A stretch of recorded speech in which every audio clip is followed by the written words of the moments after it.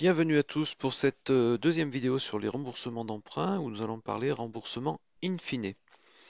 Le remboursement in fine signifie, comme son nom l'indique, que le capital emprunté est remboursé en une fois à la fin d'une période prédéfinie, ou plutôt d'une durée prédéfinie.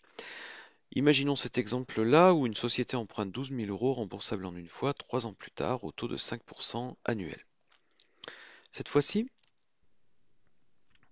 dans le tableau d'amortissement, nous allons devoir considérer que la première année et la deuxième année, rien n'est remboursé. Tout est remboursé, la totalité de la somme empruntée, seulement à la troisième année et même à la fin de la troisième année. Donc réellement, 3 ans après le versement du prêt. Il n'empêche que il y a chaque année des intérêts encourus et qui sont donc à régler à l'organisme payeur.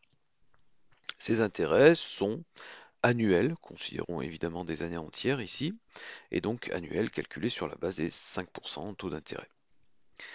5% de 12 000 euros donne 600 euros. Eh bien, la première année, même si on ne rembourse rien du capital emprunté, donc aucun amortissement, on doit quand même 600 euros au prêteur.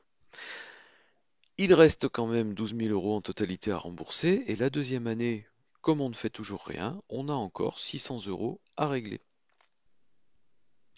La troisième année, on se retrouve encore avec 600 euros à payer, pour une annuité de remboursement qui vaudra 12 600 euros. Au total, on aura dépensé 13 800 euros pour rembourser 12 000. On a 1 800 euros d'intérêt, c'est-à-dire 3 fois 600. Alors, bien entendu, le fait de choisir les amortissements constants aurait permis de rendre la somme des intérêts, donc le coût du prêt, inférieur. En amortissement constant, on aurait prévu de rembourser 4 000, 4 000 plus 4 000, donc chaque somme équivalente sur les 3 ans. Les intérêts, eux, auraient été dégressifs en suivant le capital restant dû, qui aurait été égal à 12 000, 8 000, 4 000. Et donc pour les intérêts, 600, 400, 200. On aurait eu 1 200 euros d'intérêt au total au lieu de 1 800. Alors ça se négocie entre une banque et une entreprise, bien évidemment, mais parfois une entreprise souhaite investir et sait que cet investissement ne va pas lui rapporter de l'argent tout de suite. Donc, elle ne peut pas envisager de commencer à rembourser cet emprunt dès la première année et évidemment négocier avec sa banque le fait de pouvoir rembourser seulement 3 ans plus tard. On remarquera pour les remboursements in fine comme pour les remboursements par amortissement constant que nous sommes sur une logique d'intérêt simple. Alors, pour preuve, ce que je disais à la fin de la vidéo précédente, et que j'aurais pu rajouter à cette vidéo d'ailleurs, qui est le constat que si notre remboursement s'effectue non pas un an après le prêt, mais par exemple 6 mois après ou quelques mois après, eh bien seule une partie de l'amortissement qui avait été prévu au départ et une partie des intérêts est à considérer. Et cette partie est à compter au prorata du temps passé dans l'année entre le prêt et le premier remboursement. Si c'est 5 mois après le versement des 12 000 euros par la banque, eh bien, il faudra compter une première ligne qui nous fera dépenser les 5 douzièmes de ce qu'on aurait dépensé en une année.